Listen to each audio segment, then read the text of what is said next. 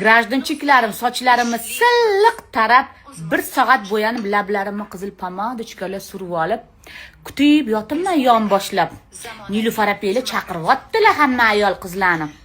Bu davlatni ikkinchi Afg'oniston qilishga yo'l qo'ymaymiz. Ana, biz ayollarga qopdi. Barcha qizlarimizni, ayollarimizni aynan zamonaviy kiyingan, fikri, dunyoqarashi keng bo'lgan, Yopiq kiyinadiganlar bormasin.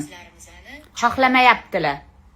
Mana shu negativlarga, faqat kiyim-kechak haqida gapiradigan latta purushlarga, eski fikri tor bo'lgan, zamondan qolib ketgan, dunyoqarashi, bilimi yo'q insonlarga qarshi Bilimsizlar bormasin, faqat bilimlilar borsin. Bundan ochamiz, kerak bo'lsa katta programma, proyektlar qilib, buni ustidan ishlaymiz.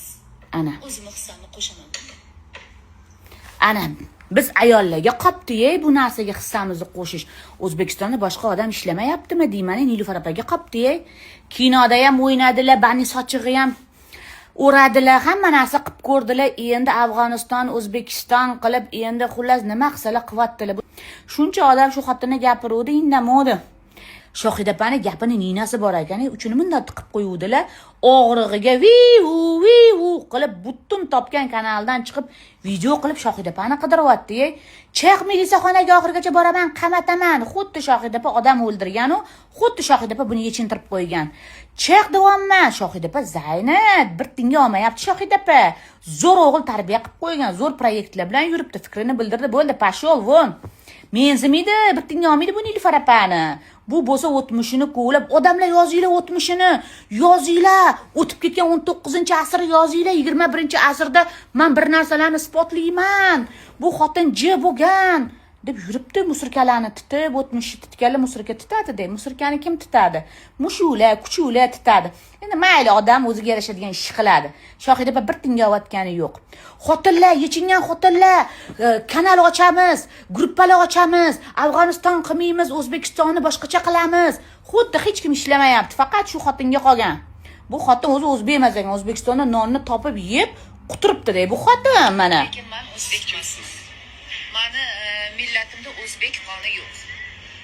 Qanaqa millatingiz bo'lmasa, bu haqida gapirmagan ekansiz. Bu masalada men aytmayman, lekin men O'zbekiston yurtida tug'ilganman, O'zbekistonni sevaman. O'zbekistondagi yurt baribir yo'q. Kaneshni pul topganingizdan keyin O'zbekistonni sevasiz. Endi men bunday qilib hurmatam qilib qo'ying-da. Ras pul topasizmi, odamlarning gapini ko'tarasizlar-da. Bek ayollarni yechintirishga harakat qilmanglar. Oilasiga mos bo'lib hamma yashayapti, o'zi yechinganlar yetadi. Men ham ochiq sochiq kiyinaman. Hayotimdagi 70% insonlar g'ayridin, даже ko'pini dini yo'q. Ochiq sochiq kiyinadi, lekin bunaqa men ochiq sochiq kiyinaman, ayollar yechininglar, kelinglar klub ochamiz demagan. Bundan keyin demasa ham kerak. O'zinglarni yig'ishtirib olinglar. Odam yoshligida aynisa, qariganda aynimasin. Biz yoshlarga tag'am o'zinglarcha dotatsiya o'qiysizlar.